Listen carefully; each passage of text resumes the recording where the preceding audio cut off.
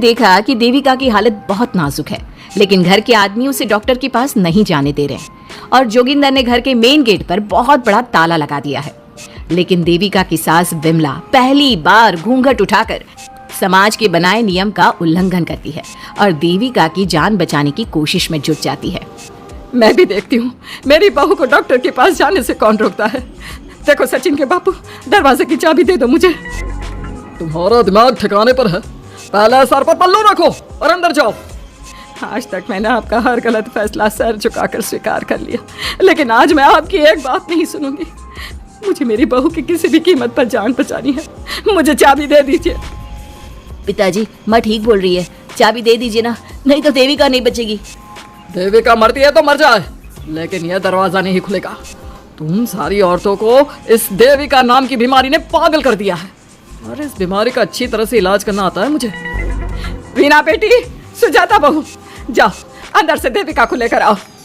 विमला ये बोलकर अपने पति के हाथ से चाबी छीन लेती है। तभी महेंद्र विमला का हाथ पकड़कर चाबी विमला से छीन लेता है। भाभी, घर के मर्दों से टक्कर लेकर आप अच्छा नहीं कर रही हो, ये इस घर के संस्कार नहीं है। महेंद्र की बात सुनकर कम्मू अपने पति के हाथ से चाबी छीनकर कहती है, इस घर के संस्कार क्या है हम अच्छी तरह से जान गए हैं। आज इस घर का दरवाजा खुलकर रहेगा और देविका डॉक्टर के पास जाकर रहेगी। भाभी, ये लो दरवाजा खोलो। विमला ताला खोल देती है। तभी वीना और सुजाता देविका को लेकर आ जाती हैं।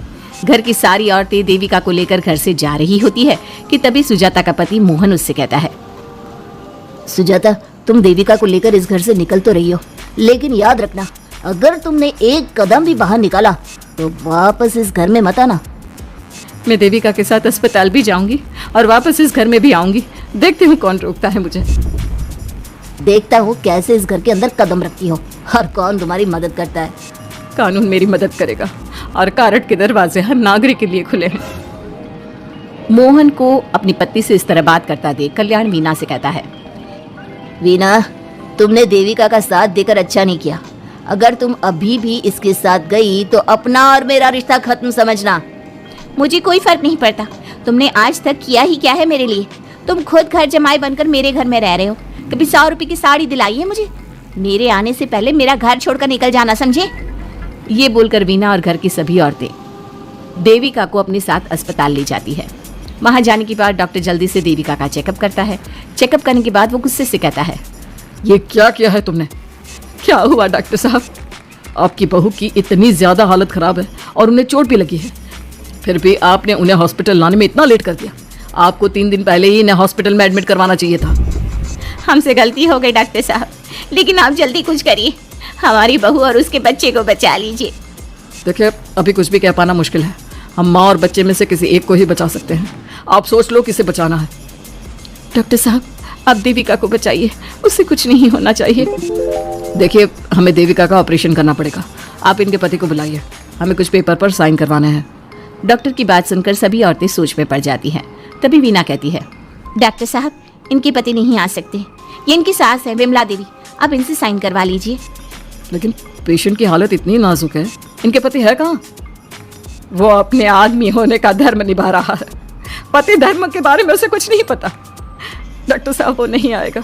क्या क्या करना है आप मुझे बताइए। थोड़ी देर बाद डॉक्टर देविका का ऑपरेशन शुरू कर देते हैं। जब वो ऑपरेशन थिएटर से बाहर आते हैं तो कहते हैं, आप लोगों की किस्मत अच्छी है, देविका भी सुरक्षित है और उसका बच्चा भी। डॉक्टर, बेटा हुआ है या बेटी? बेटा हुआ है।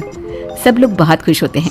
कुछ दिन तक देविका उसी हॉस्पिटल में रहती है और उसके ससुराल की औरतों ने उसका बहुत ध्यान भी रखा। अब देविका कुछ हद तक ठीक हो गई। डॉक्टर ने देविका को घर जाने की इजाज़त दे दी, लेकिन सभी सोच में पड़ गए।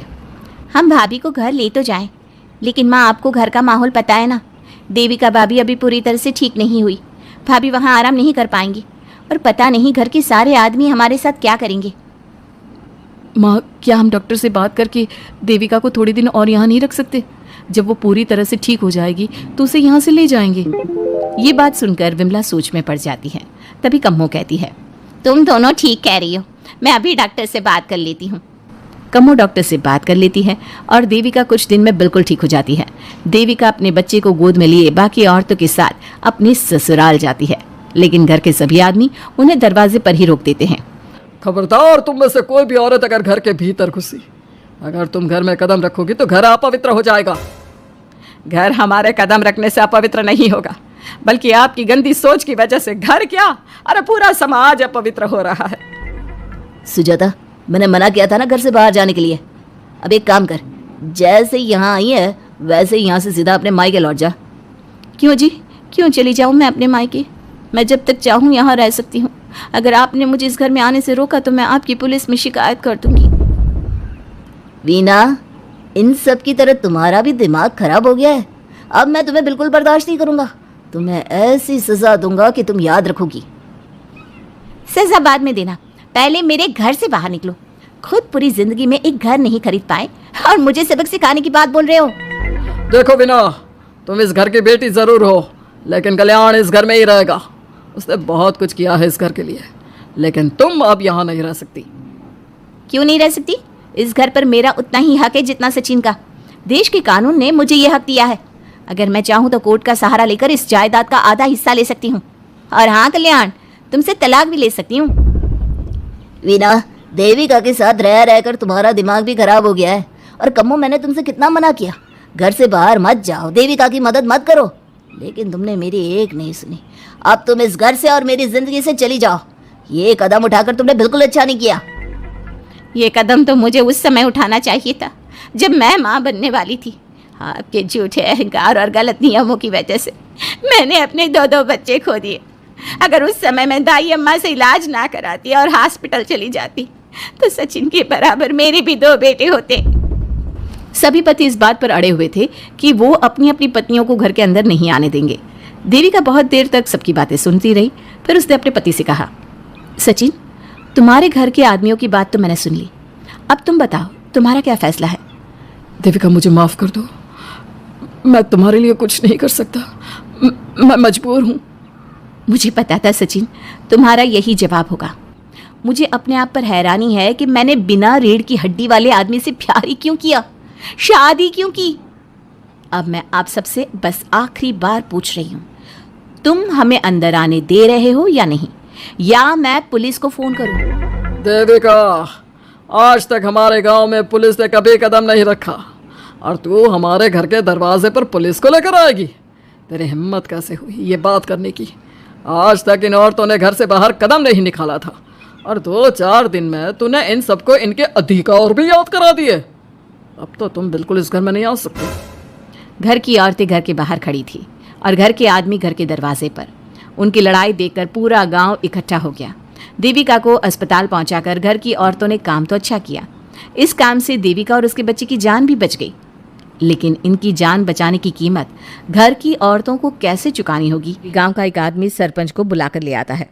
सरपंच उनके घर के बाहर का नज़ारा देखकर कहते हैं, जोगिंदर जी, ये आपके घर की औरतों ने कैसा हंगामा मचा रखा है। आपका घर तो संस्कारों की मिसाल था, लेकिन ये मैं क्या देख रहा हूँ, आपके घर की किसी औरत ने घूंघट नहीं कर रखा।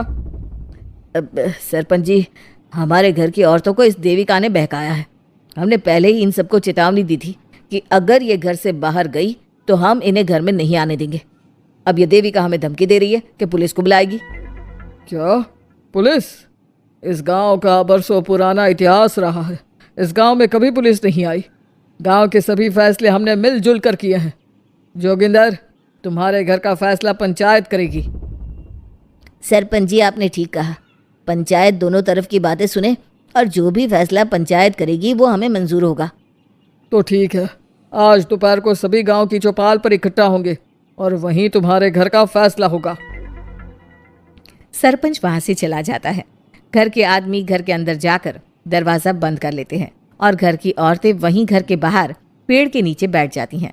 तभी विमला कहती है, देविका बहू, तुम्हें भूख लगी होगी ना? नहीं माँ जी, मुझे भूख नहीं लगी, मैं ठीक हूँ। बहू, तेरा बच्चा छोटा है अभी, तुझे भूखा नहीं रहना चाहिए। वीना, सुजाता, जाओ पास में जो पंडित जी का बाग है ना, वहाँ से कुछ फल तोड़ लाओ। वीना और सुजाता पास के बगीचे से खूब सारे फल तोड़ कर ले आती हैं। सभी औरतें फल खाती हैं। तभी देविका कहती है, आप सब घर से बाहर निकली, घूंघट उतार दिया तो इन मर्दों की इज्जत चली गई, लेकिन हम सब घर के बाहर भूखे प्यासे बैठे हैं। इस बात पर इन अहंकारी मर्दों को शर्म क्यों नहीं आ रही? हाँ देविका, तुम ठीक कह रही हो। अगर हम मर भी जाए ना, तब भी इन मर्दों के लिए इनके बनाए गए नियम कानून ही अहम रहेंगे, हम नहीं। सुजाता भाभी, मुझे तो सबसे ज़्यादा सचिन पर गुस्सा आ रहा है। उसने मुझसे लव मैरिज की थी, क्या क्या वादे किए थे कि मेरा साथ कभी नहीं छोड़ेगा, और आज उसने मेरा साथ छोड़ दिया। अपने बच्चे को एक बार भी नहीं देखा उसने। देवी का वो शुरू से ही ना डरपोक रहा है, लेकिन इन सारी बातों को छोड़ो। मुझे तो इस बात की चिंता हो रही है कि पंचायत में न जाने क्या फैसला होगा। पता नहीं वो इंसाफ करेंगे भी या नहीं। वीना दीदी, आपको अभी भी पंचायत से इंसाफ मिलने की उम्मीद है? अगर इस गांव की पंचायत में सच में इंसाफ करने की भावना होती तो सरपंच जी अभी हमें घर के अंदर जाने देते। देखा नहीं कितना जहर उगल कर गए हैं हमारे खिलाफ। तो बहू, अब हम क्या करेंगे? पंचायत तो हमारे खिलाफ ही फैसला सुनाएगी। पहले तो हम अपनी सारी बातें रखेंगे। अगर ये लोग नहीं माने तो आपको वही करना होगा जो मैं कहूँगी। लेकिन एक बात आप याद रखना, किसी भी सूरत में हम झुकेंगे नहीं, क्योंकि हम सही हैं। देविका सभी औरतों को समझा रही थी, तभी वहाँ एक गांव वाला आता है। आप सभी को पंचायत में बुलाया है। उस गांव वाले की बात सुनकर सभी औरतें पंचायत में पहुंचती हैं। वो देखती हैं कि उस पंचायत में सारा गांव इकट्ठा हो गया है। बहुत सारी औरतें लंबे लंबे घूंघट करके वहां आई हुई हैं। तभी पंचायत की कार्यवाही शुरू की गई और घर के आदमियों से पूछा गया कि वो घर की औरतों को घर में क्यों नहीं रखना चाहते। हमारे घर की औरतें ना तो घूंघट उतारती है और ना ही किसी डॉक्टर से इलाज करवाती है, और हमारे मना करने के बाद भी इन सब ने घर से बाहर कदम रखा, हमसे ऊंची आवाज़ में बात की। हमने इन सबको चेतावनी भी दी, लेकिन इन्होंने हमारी बात नहीं सुनी। अब ये सभी औरतें हमारे घर में नहीं रह सकती। अब औरतें अपना पक्ष रखें। ये कानून की किस किताब में लिखा है कि औरतों को घूंघट करना चाहिए?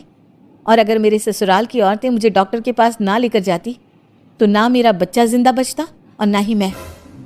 लेकिन दाई अम्मा से हम इलाज करवा रहे थे ना। दाई अम्मा को कुछ समझ में नहीं आ रहा था। देविका का इलाज दाई अम्मा के बस की बात नहीं थी। काफी देर तक दोनों पक्षों में बहस चलती रही। दोनों एक दूसरे पर आरोप प्रत्यारोप लगाते रहे, लेकिन दोनों पक्षों की बात सुनने के बाद पंचायत ने जो फैसला लिया उसके लिए तो देविका पहले से ही तैयार थी। दोनों पक्षों की बात सुनने के बाद पंचायत ने यह फैसला किया है कि सारी गलती महिलाओं की है।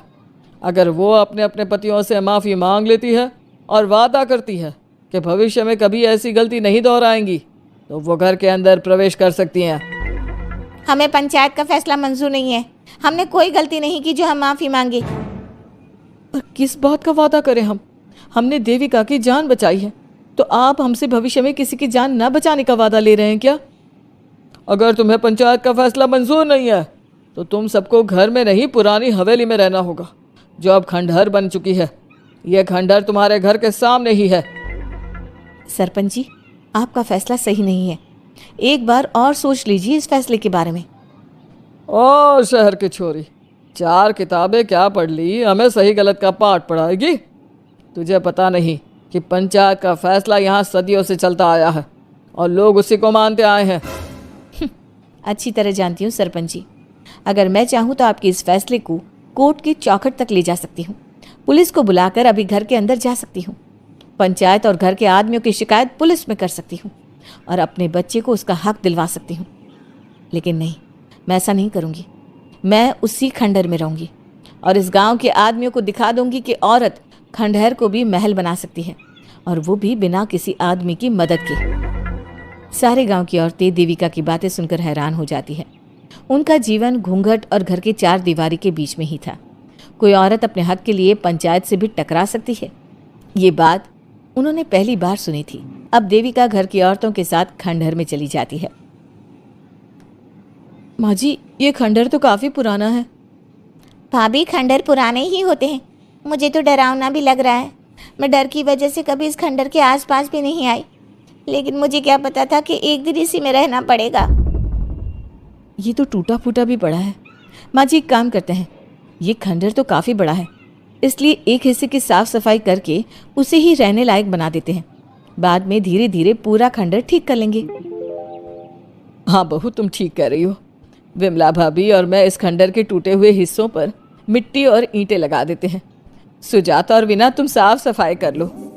सभी औरतें मिलकर खंडहर के एक हिस्से को सुधारना शुरू कर देती है और काफ़ी देर तक मेहनत करने के बाद वो उस हिस्से को काफ़ी हद तक अच्छा कर लेती हैं। और इसी तरह रात हो जाती है। सभी औरतें बैठकर बात करती है। माँ, हमने इस खंडहर को घर तो बना दिया है, लेकिन ये घर चलेगा कैसे? हाँ माँ जी, मैं भी यही सोच रही हूँ। और हम सब तो बड़े हैं, गर्मी सर्दी भूख कुछ भी आसानी से बर्दाश्त कर सकते हैं। लेकिन देविका का बेटा बहुत छोटा है, उसे तो हमें अच्छी तरह से पालना होगा ना। मैं भी यही सोच रही हूँ कि आगे हमें क्या करना चाहिए। कम्मो और मैं मिलकर मिट्टी का चूल्हा और मिट्टी के बर्तन बना देते हैं। कुछ दिन के लिए खाने का इंतजाम भी हो जाएगा, क्योंकि यहाँ पर खेत और बाग बगीचे आसपास ही हैं, कहीं से कुछ भी ले सकते हैं।